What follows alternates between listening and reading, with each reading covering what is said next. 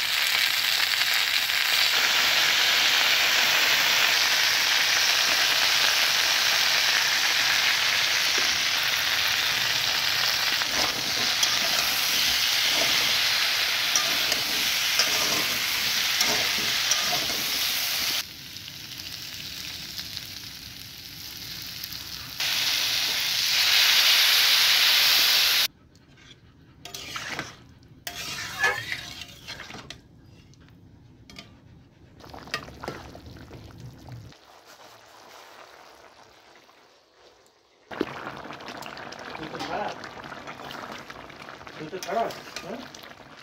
হ্যাঁ? খারাপ?